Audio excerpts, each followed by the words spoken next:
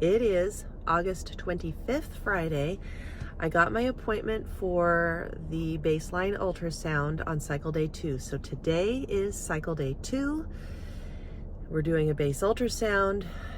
I'm sure that's all we're doing, checking follicular startup, basically, because, apparently when your period starts is when the next group of follicles are recruited. I don't know what to expect. I'm afraid that we're going to get in there and there's nothing there. I'm 46 years old. If you are new here to my channel, I'm trying for my second child with my own egg. I've been trying for 4 years after having my daughter with no medication, no problem, natural conception. Everything went well on the first try when I had sperm for the first time ever. And so it was just a miracle all around. And I'm very, I used to be extremely fertile in my youth, and now I'm not young anymore. And I'm at I'm in perimenopause, and I am, just getting married way too late. Anyway, long story. If you would like to know all those details, you can watch my fertility story video. But anyway, so here I am. I'm going to try this before my embryo adoption, and then we'll see what happens, but I pray that there are a couple little tiny follicles popping up. And my average, even as low as my AMH is, my last test was a 0.8. No, 0.08. So they did my test, but last fall it was 0.14. So I have seen fluctuations before, where people get a low and then a higher number later. So it's, I don't know. So anyway, but, it's not empty. So there are follicles. So, but we'll see. And we'll see if there are any little follicles that show up, and we'll go from there. So I will go in there and I will be back shortly with the results.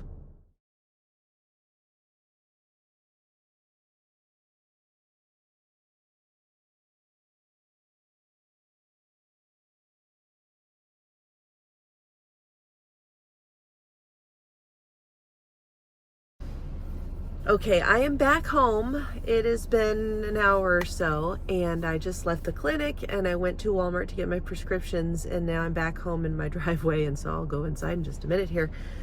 But anyway, I wanted to show you the prescriptions that they are giving me, and I'm surprised. I'm just really surprised. And I was able to, they had me taking progesterone and oil, and I'm like, that's not right. So it was wrong. It was a mistake. It was supposed to be suppositories. The correct prescription was actually sent to Walmart, because when I was picking up the prescriptions and I said, I don't need the progesterone, I just need the letrozole and the prednisone, I saw the bag of, because they did all four, and the fourth being doxycycline, and they were the suppositories. So, and those are expensive, by the way. So I am glad that I have the leftovers from earlier this spring. So anyway, so I'm taking letrozole 2.5 milligrams twice. So that totals, 5 milligrams a day for 5 days, and just taking it once a daily. So I'm choosing to take it in the next 10 minutes. So I'm going to take it every day at 12:30 p.m. That'll be perfect for me. And then the prednisone, 1 tablet by mouth twice daily. So I'll take it morning and at night.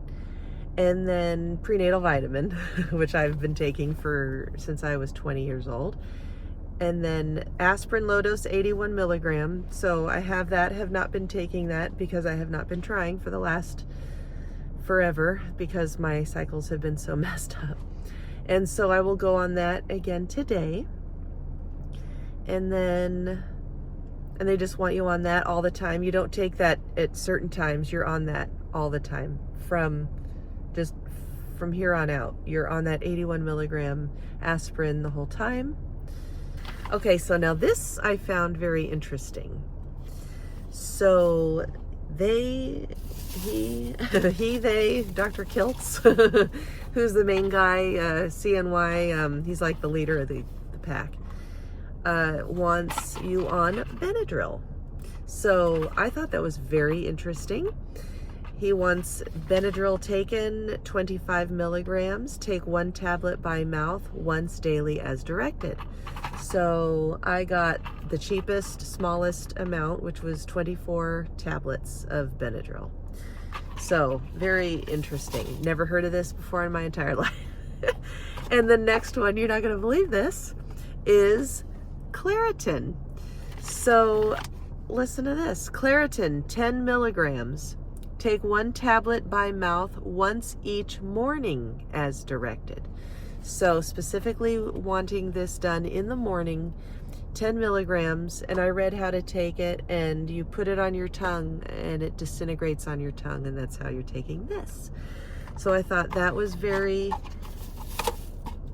out of the norm. I've never heard of that in my entire life. And then, you know, and if any one of you don't know, I did do IVF back in the day, and and I'm not doing IVF right now. I'm doing at home insemination with a monitored cycle with trigger shot. So anyway, the last one, this one, Pepsid AC. I said, isn't that an antacid? And she said, yeah.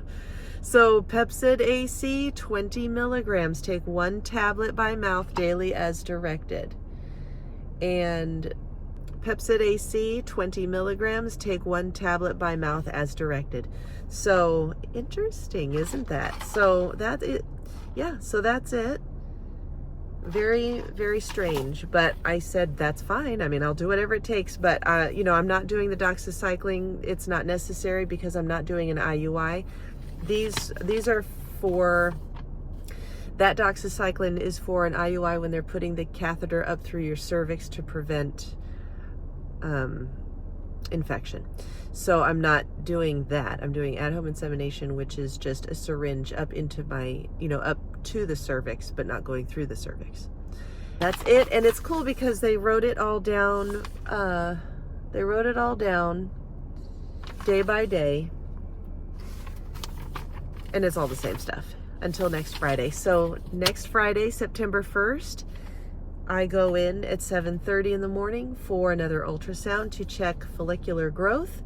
And just to let you know, I had 2 follicles in my left ovary and 2 follicles in my right ovary, which was very exciting. I thought, you know, I thought, wow, it could be nothing, could be 0. So to have 4 is really exciting. I'm excited about having 4. And so now I just have to grow them for a week, start my letrozole today, and I'm probably, I ordered some ovulation tests, easy at home, just for the fun of it. I don't need to track with ovulation predictor. It's just going to be more so to see for fun how the line is progressing, whether this letrozole is going to keep things at bay or if my line is going to get too dark too quickly. I just kind of, a little peace of mind before getting to Friday's trigger. I just want to make sure that the line isn't getting all crazy dark and that my body's trying to ovulate before I can do the trigger shot. I really hope the letrozole works for me at 5 milligrams. So, all right, well, that is it for this video update, and I will see you next Friday after my appointment and let you know how it goes and if September 1st is my trigger shot day. All right, I will see you then. Bye.